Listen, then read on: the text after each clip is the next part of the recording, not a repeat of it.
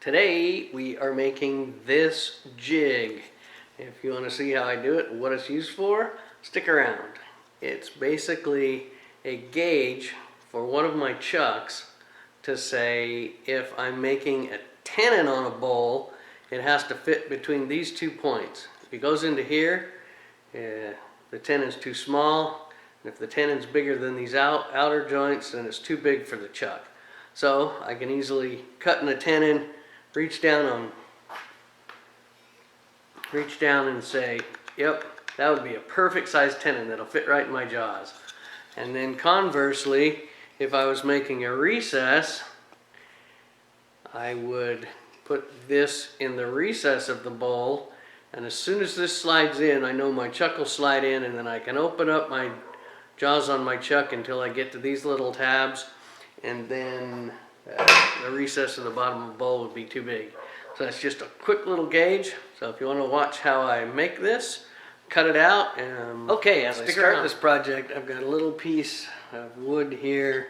It's a little thick for my project, so I'm going to practice resawing it on the bandsaw.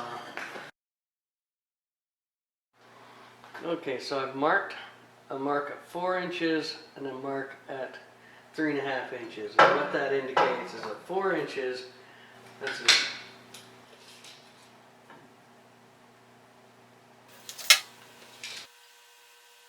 Okay, I put a mark on there, basically sort of in the middle, and it's 3 7/8 long, and that indicates the widest these jaws will go.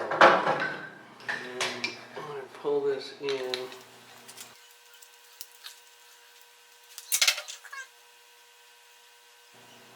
Basically where I can clamp. Now I'm going to cut these out. Okay, I'm cutting this out now.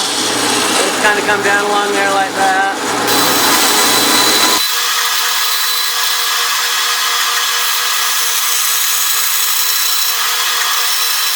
Okay, so now I have a template for when I'm turning on my lathe and I need a tenon to go in here.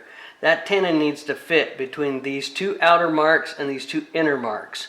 And so if I had a piece of wood, I would just gauge it. That'd be way too small. But if I was turning and I was getting close, like that, that would fit just perfectly in here. So now there's no more guesswork with this jaws, the size of the tenon. It has to go between this mark and this mark, and I can just kind of put it over the top of wood and say, oh, that's too small, I gotta go to my other jaws.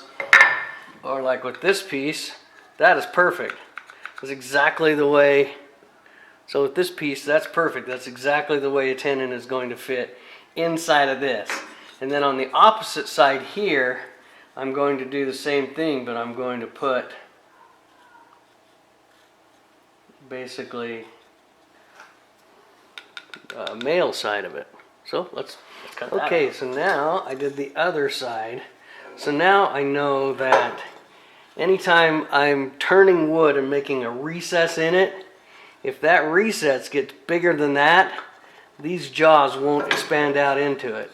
Or if the recess is narrower than this, my jaws won't expand out into it. So you make this one opposite of what your jaws do, and then when you're, like I say, turning wood and I was gonna hollowing a hole in something, I know that that'll work exactly like that. So that's my little trick. Alright, well, thanks. That wraps it up. A quick little jig, and I hope it's going to save me a ton of time because I use calipers to try and get the right size tenon, and it seems like I've been doing it wrong. So thanks for watching. Share, subscribe, tell your friends, and get out there and make some shavings.